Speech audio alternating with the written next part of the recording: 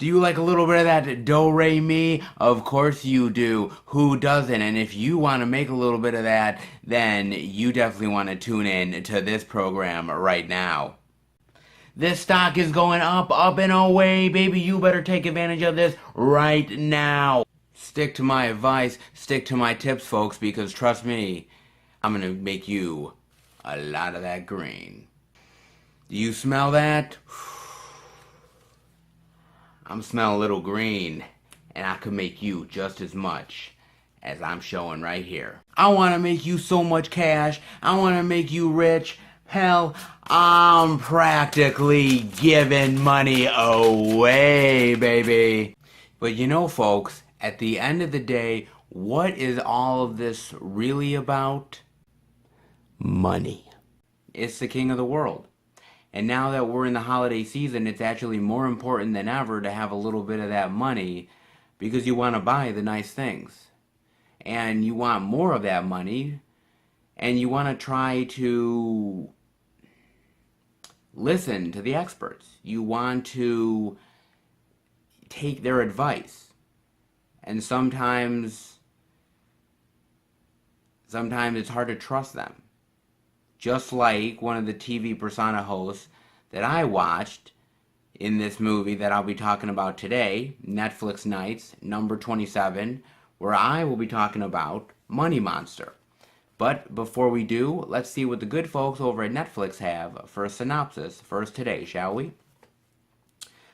Landing in dire financial straits after following a stock tip from bombastic TV persona Lee Gates, fuming Kyle Budwell takes the loud hostage on live television and threatens to kill him unless he turns the stock price around before the closing bell. Rated R and from 2016. And, you know, the interesting thing about this movie is that it's one of those movies talking about the money aspect of stuff, talking about stocks and bonds and trading, and usually I'm not a fan of these type of movies. I watch them on occasion, but I'm not somebody who watches these movies on a regular basis. And I was kind of nervous about this movie. I put it up and down on the Netflix queue, and I was a little bit worried about it. I just decided, what the hell, I'll take the gamble, I'll try, and so we're here. And, you know, I do have to admit, right off the bat, I do think the cast is impressive here. You have George Clooney, who plays the TV persona of Lee Gates, and George Clooney is really good in this role.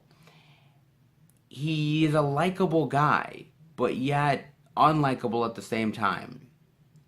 I mean, he's somebody that you're not quite sure you can trust, but you want to trust him.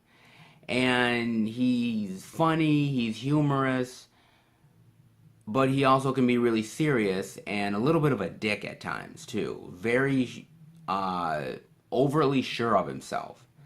And I feel like he's really taking from a lot of sort of personas that you see on CNBC or Fox Business. I'm just thinking right off the bat, that guy who hosts Mad Money. I mean, that guy, I think George Clooney is taking a little bit from all those people, and you definitely sort of see this guy and see his flaws, but I think you kind of like him at the same time, and you connect with him a little bit too. And that's what good actors do. And George Clooney does a great job with this role. You also have Julia Roberts, who plays sort of his producer of the TV show as well. And, you know, honestly, with Julia, I think she's kind of been slumming it a little bit in her career, especially after doing Erin Brockovich. And I think she's good in this role as a supporting player to George Clooney. I don't think she's fantastic in the movie. I think she's just decent, but I think she's better than I've seen her in a while. And you definitely see the dread on her face when everything is going wrong. You see her trying to support the George Clooney character, also trying to calm him and calm the situation down. She's effective in the movie. And I think that's all I can really ask of her. I think she's pretty decent in the role. Not great, but not all that wonderful either. And there's only maybe a couple scenes that her and George Clooney share together, so they're not on screen together very often. So the on screen chemistry is okay, but it is not great. But it works for what this movie is delivering. You also have Jack O'Connell, who plays Kyle Budwell, and he does a great job too as a guy who's desperate, who's down on his luck, who is somebody that, quite honestly, wanted to trust Lee Gates, wanted to trust this stock tip that he said on his program a few weeks before, lost all his money, and is now looking for answers. And I thought that he did a really great job with this role. I thought that it's a role that could come off a little amateurish at times, but I think he did a good job with what he had.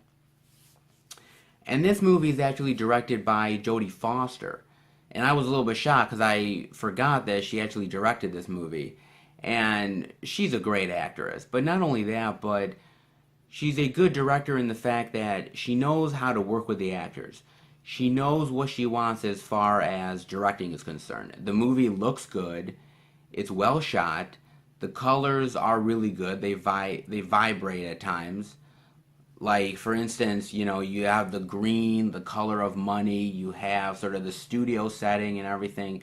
She does a really good job with the movie.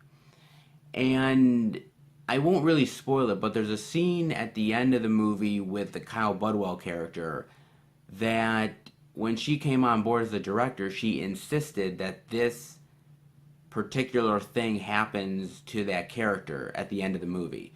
She sort of felt like if that didn't happen for that character, that there would be no meaning behind the movie. It would feel kind of empty if it went a certain way. And she came on board and she said, no, he has to, this has to happen to him. Now, I won't spoil what happens to him at the end of the movie, but she came in and she made that decision, and I thought that decision actually was the proper one to make. Without giving away spoilers, I think that she's a very confident director, and I would definitely like to see her tackle more stuff. I know that this movie wasn't a success at the box office, and I know it kind of failed. I hope that she doesn't take this as a sign that she shouldn't direct, because I think she's a really great, solid actress and a solid director, and I think she should definitely continue to do these type of movies. Maybe this one didn't quite hit, but maybe the next one will. And I will also say this about the movie as well. The movie brings up some interesting thoughts and opinions about these money guys, these money people who you want to trust. You want to put your faith in and you want to trust them because you realize, well, they must know what they're talking about. They're the experts, right? And at the end of the day, sometimes they're not. Sometimes they completely miss the mark.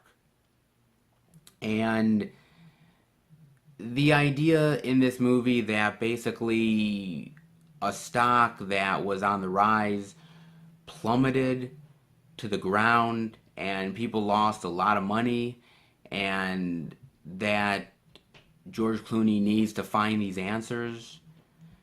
And it feels right because a lot of people have lost their money to the stock market. If you look back at the crash that happened in late '08, early '09, a lot of people lost their savings, their houses, they lost all their money, retirements, everything. And no big money guys ever went to jail. Nobody ever really answered for the crash that happened. The fat cats still got their money, and those people who got screwed over, they had to start all over again. Some of those people, unfortunately, they ended up, you know, living on the streets, or some of them even ended up taking their own lives. And again, these money guys, these Wall Street people, they're still getting their bonuses. They're still getting, you know, their private jets and, their fancy cars. And people like you and I, we struggle. Look, I don't have a lot of money. I make do with what I can. I live okay. I'm sure you do as well. Would we want more money? Would we like to make more money? Absolutely. If somebody came to my doorstep right now and said, "Oh, hey, Film Fan 108, do you want $2 million of free money?" You think I'm going to pass it up? Absolutely not. But we don't know the market. We don't know how to maneuver through that like these money guys do. So we want to trust them. But trust, especially nowadays, is really hard to come by. Because the rich keep getting rich and the poor keep getting poor. And unfortunately, at the end of the day, all you can do is really try to keep your head above water. It really is true. Now, do I think these people should answer for stuff? Absolutely. I think that movies like this do open up your idea and your mind to wanting answers, wanting these people to be responsible for basically losing people money. They should be praised for when they make people money, and they should be responsible for when people lose money. And that responsibility is just frankly not there. And I think this movie is interesting in trying to get answers. The way the character of Cal Budwell goes about it, putting a gun to Lee Gates' head and demanding answers, is that the way to go about it? No, it's not. It's not the way to go about it. I wouldn't suggest violence. Unfortunately, is there many ways to go about putting these guys on a stand and actually like saying, "Tell me the truth"? No, there's not many options to do that. And I think that a lot of banks and a lot of these money guys now have become too big to fail. It's unfortunate. The only thing that we can do is just hopefully through social media and everything like that, try to keep these guys honest. And I think if we can really band together and do that, I think that maybe we might get answers. Small ones at best, but we may get them. And I think movies like this one, I think definitely do open people's eyes to those questions and those thoughts that run through your head of, God,